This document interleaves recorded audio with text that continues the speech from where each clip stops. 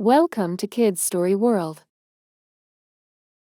ಅತ್ತೆ ಸೊಸೆ ಮನೆಲ್ಲಿ ಜಗಳ ಅಂದ್ರೆ ಅದು ಚಹಾ ಕುಡಿಯುವಷ್ಟು ಸಾಮಾನ್ಯ ವಿಷಯ. ನಮ್ಮ ಕಥೆಯಲ್ಲೂ ಅದೇ. ಅತ್ತೆಗೆ ಅಂದ್ರೆ ನಮ್ಮ ಮನೆ ದೇವರು ಮೈಸೂರು ಚಾಮುಂಡೇಶ್ವರಿ. ವರ್ಷಕ್ಕೊಮ್ಮೆ ದೇವಸ್ಥಾನಕ್ಕೆ ಹೋಗದೆ ಇದ್ದರೆ ಮನೆಲ್ಲಿ ಏನೋ ಕೊರತೆ.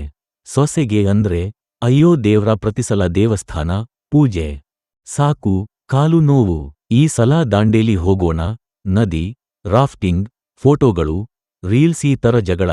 ಒಂದು ದಿನ ಬೆಳಿಗ್ಗೆ ಶುರುವಾಯ್ತು. ಈ ಸಲ ಮೈಸೂರು ದೇವಸ್ಥಾನಕ್ಕೆ ಹೋಗೋಣ, ನಾನು ಹರಕೆ ಕಟ್ಟಿದ್ದೀನಿ ಸೊಸೆ. ಅಯ್ಯೋ ಅತ್ತೆ, ಮೈಸೂರು ಅಂತ ಎಷ್ಟು ಬಾರಿ ಹೇಳ್ತೀರಾ? ದಾಂಡೇಲಿ ಹೋಗೋಣ, ನ್ಯಾಚರ್, ಅಡ್ವೆಂಚರ್ ಎಲ್ಲ ಸಖತ್ತಾಗಿ ಇರುತ್ತೆ ಅತ್ತೆ. ನನಗೆ ನದಿ ಬೇಡ, ನಂಗೆ ನೀರು ಅಂದ್ರೆ ಭಯ ಸೊಸೆ, ಆ ನೀರಲ್ಲಿ ಮುಳುಗಿ ಹೋದ್ರೆ ನಾನು. ನನಗೆ ದೇವರು ಎಲ್ಲೆಲ್ಲೂ ಇದ್ದಾರೆ, ಆದರೆ ರಜೆ ಮಾತ್ರ ದಾಂಡೇಲಿಲೇ. ಇಬ್ಬರಿಗೂ ಒಪ್ಪಿಗೆ ಆಗೋದೇ ಇಲ್ಲ. ನಾನು ಏನು ಮಾಡಲಿ ಅಂತ ಒಳಗೊಳಗೆ ತಲೆ ತಿನ್ನಿಕೊಳ್ಳುತ್ತಾ 3 ದಿನ ಜಗಳ, 4ನೇ ದಿನ ಮೌನಯುದ್ಧ.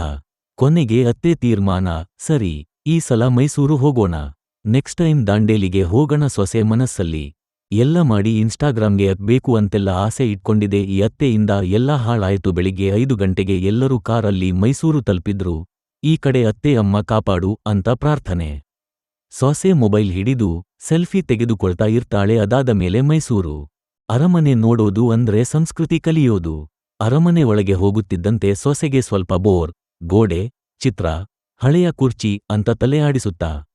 ಆಗ ಅತ್ತೆ ಹೇಳ್ತಾರೆ, ಇದು ಅಂಬಾರಿ, ಬಂಗಾರದಿಂದ ಮಾಡಿರೋದು.